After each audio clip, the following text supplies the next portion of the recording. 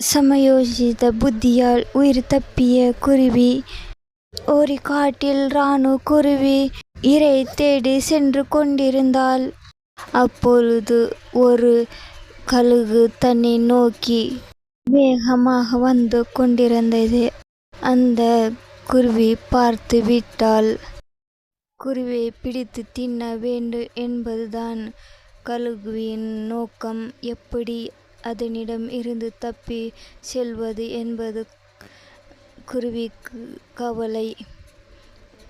ஓடி செல்வதால் பயனில்லை. ஏனென்றால் எவ்வளவு வேகமாக ஓடினாலும் கழுகு அளவுக்கு ராணு குருவியால் வேகமாக ஓட முடியாது. எனவே ராணு குருவி உடனே மிக வேகமாக யோசிக்கத் தொடங்கினாள். அருகில் சில எலும்புகள் கிடந்தன. அவற்றை பார்த்ததும் உடனே ராணு குருவிக்கு ஒரு யோசனை பிறந்தது.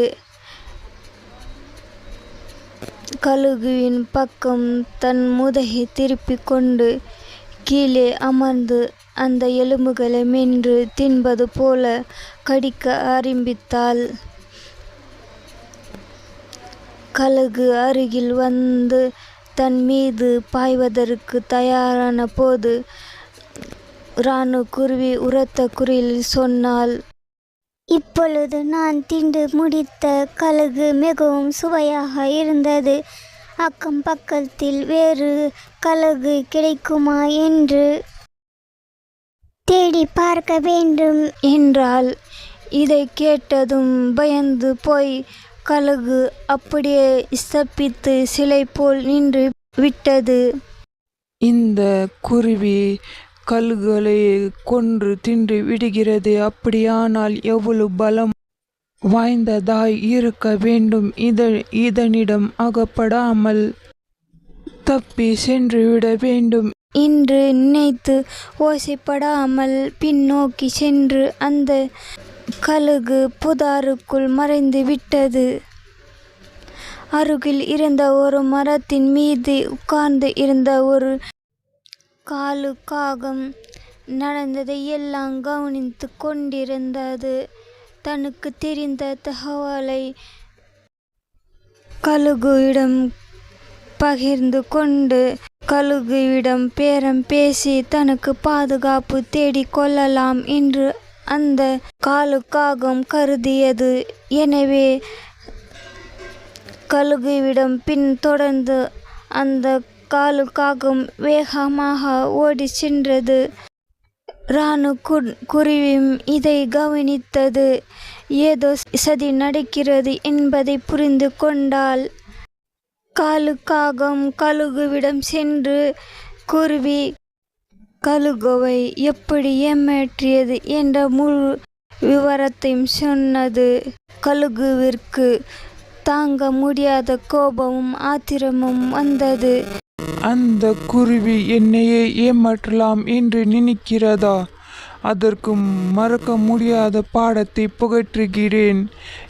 இந்த காட்டில் யார் யாரை கொண்டு தின்பார்கள் என்பதை காட்டுகிறேன் என்று சொல்லிவிட்டு, காலுவே வா, என் முதுகில் ஏறி உட்கார். 2 பேரும் அந்த குருவின் பிடிக்கலாம் என்றது. காகம் கழுகுவின் முதுகில் ஏறி உட்கார்ந்தது. 2ம் குருவியை நோக்கி சென்றன. கழுகும் காகமும் சேர்ந்து வருவதை ராணு குருவி பார்த்து, இந்த திருட்டு காகம் என்னை இப்படி ஆபத்தில் மாட்டிவிட்டதே, இப்பொழுது என்ன செய்வது என்று அந்த ராணு குருவி அப்படி யோசித்ததே தவிர அதற்காக அந்த ராணு குருவி பயந்து ஓடவில்லை.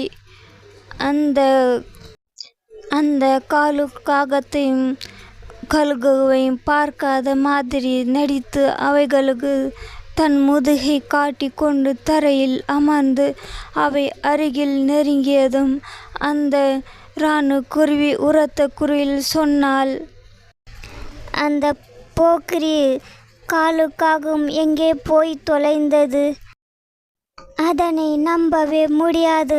நான் இன்னொரு கழுகுவை சாப்பிடுவதற்கு பிடித்து கொண்டு வா என்று சொல்லி அனுப்பி அரை மணி நேரத்திற்கு மேல் ஆகிவிட்டது.